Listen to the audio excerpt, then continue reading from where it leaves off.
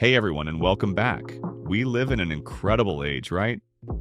Instant answers, endless entertainment, and help with almost any task, all in the palm of our hand or a click away. But have you ever stopped to wonder if all this amazing convenience has a hidden cost? We're in a position now where people are putting their resume into ChatGPT, sending it off. Thousands of people are sending off for a job. And the other end, the people are taking that resume, putting it into ChatGPT and saying, please summarize this resume. I mean, that's insane. What if the very tools designed to make our lives easier are actually making us, well, less sharp? Today, we're diving deep into how AI and apps might be making us more dependent and, yes, potentially impacting our own intelligence. And trust me, the science is a little unsettling. Stick around. All right, let's kick off with a term you need to know: cognitive offloading. Sounds fancy, but it's simple. It's when we delegate thinking tasks to external tools like our phones or AI. Remembering birthdays, calendar app, quick math, calculator app, finding information, search engine. Now, offloading can be great for efficiency, but what happens when we offload too much? A recent Swiss study and another from Microsoft and Carnegie Mellon found that more frequent use of AI and a higher trust in AI-generated outputs can lead to a decline in critical thinking skills because users apply less cognitive effort. It's like our brains are saying, hey, the app's got this, I can chill. As experts often discuss, when we consistently let AI do the heavy lifting, our own analytical muscles can start to weaken. Younger users who've grown up with these tools might be even more susceptible. Okay, pop quiz. What was the main point of that last article you read online? Or the phone number of your closest friend? Yeah, tricky, right? This brings us to the Google effect, or digital amnesia. Studies, like the well-known one by Sparrow and colleagues, show that when we know information is easily accessible online, we're less likely to commit it to memory. Instead, our brains get really good at remembering where to find the information, not the information itself. Think about it. Your phone holds all your contacts, so why memorize numbers? Recipes are online, so why learn them by heart? It's efficient, but are we losing the ability to retain and recall information independently? This isn't just about trivia. It's about how deeply we process and internalize knowledge. Now let's talk about something I know you've experienced: the battle for your attention. Our feeds are an endless stream of hyper-engaging, bite-sized content. As Tristan Harris from the Center for Humane Technology often highlights, these platforms are designed in a race for attention. There's actually a story a friend of mine told me, I don't know if it's true, although it's a fairly credible source, who said he was in a meeting with Steve Jobs when they were making the first podcast app, and that they had made a demo of something where you could see all the things your friends were listening to. So just like making a news feed like we do with Facebook and Twitter, right? And then he said was, well, why would we do that? If something is important enough, your friend will actually just send you a link and say you should listen to this. Like, why would we automatically just promote random things that your friends are listening to? And again, this is kind of how you get back to social media. How is social media so successful? Because it's much more addictive to see what your friends are doing in a feed, but it doesn't reward what's true or what's meaningful. And this is the thing that people need to get about social media is it's really just rewarding the things that tend to keep people back addictively. The business model is addiction in this race to the bottom of the brainstem for it. And then the problem is, this is the thing I was going to say about Twitter, is when one company does call it the engagement feed, meaning showing you the things that the most people are clicking on and retweeting, trending, things like that. Let's imagine there's two feeds. So there's the feed that's called the reverse chronological feed, meaning showing in order in time. Joe Rogan posted this 2 hours ago, but that's, after that you have the thing that people posted an hour and a half ago all the way up to 10 seconds ago. That's the reverse chronological. They have a mode like that on Twitter. If you click the sparkle icon, I don't know if you know this, it'll show you just in time, here's what people said, sorted by recency.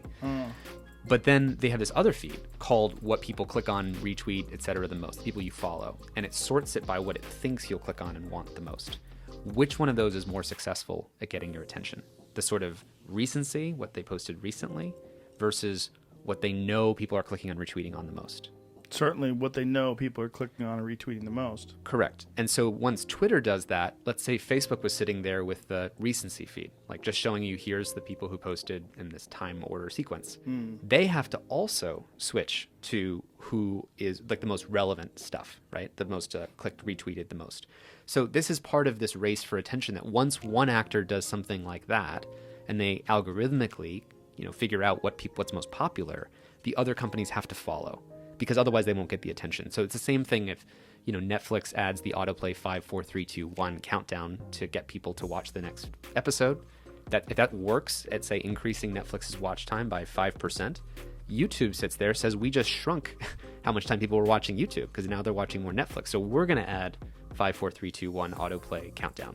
And it becomes, again, this game theoretic race of who's going to do more. Now, if you open up TikTok doesn't even wait. I don't know if you know, or your kids use TikTok, but when you open up the app, it doesn't even wait for you to click on something. It just actually plays the first video the second you open it, which none of the other apps do, right?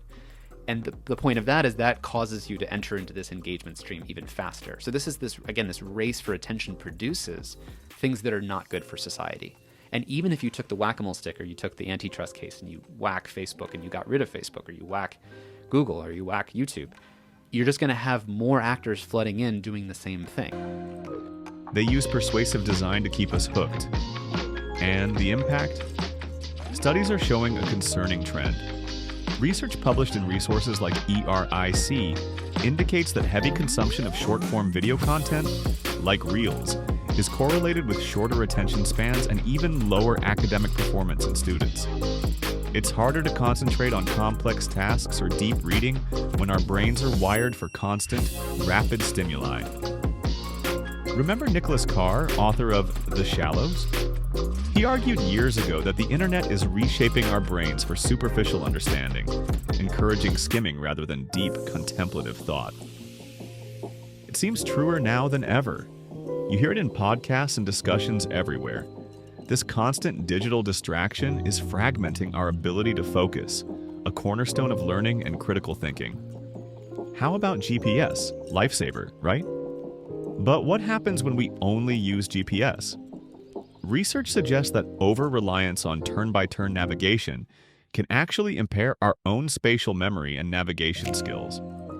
When we passively follow instructions, the parts of our brain responsible for creating mental maps and understanding our surroundings don't get the workout they need. It's like a muscle.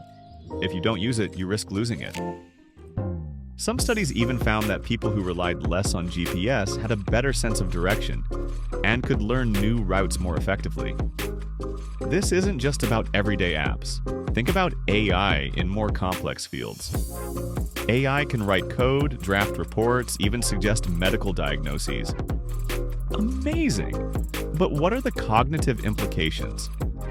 A study highlighted by sources like Teacher Toolkit and Big Think found a significant negative correlation between frequent AI tool usage and critical thinking abilities.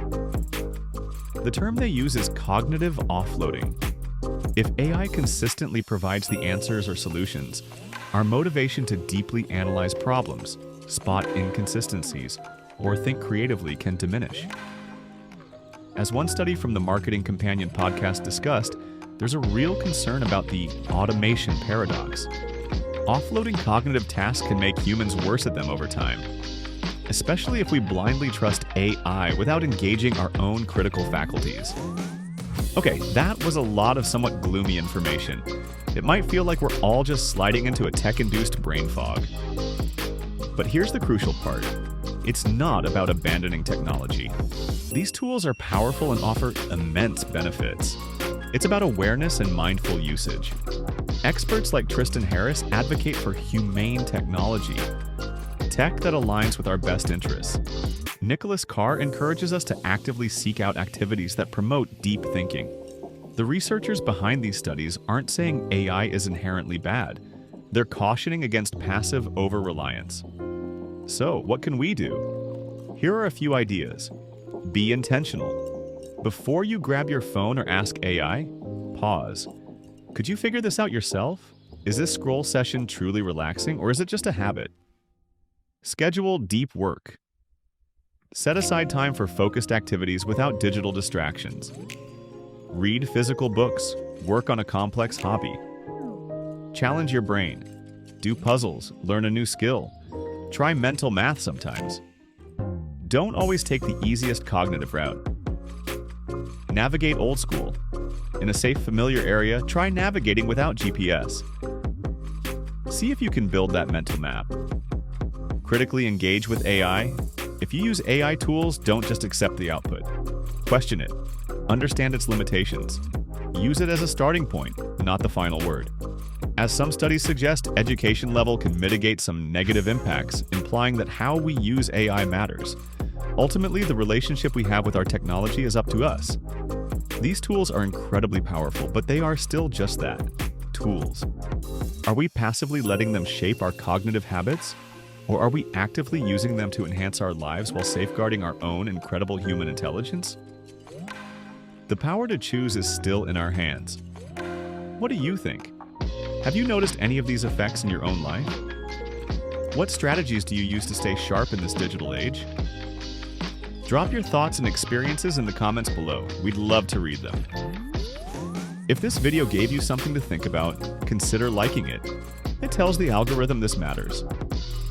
Subscribe if you want more deep dives into the systems shaping your time, your choices, and your future. And if this resonated with you, share it with someone who's also starting to question the frictionless life. It's a small action, but it helps amplify ideas that don't fit into 15-second clips. Thanks for watching, and I'll see you next time.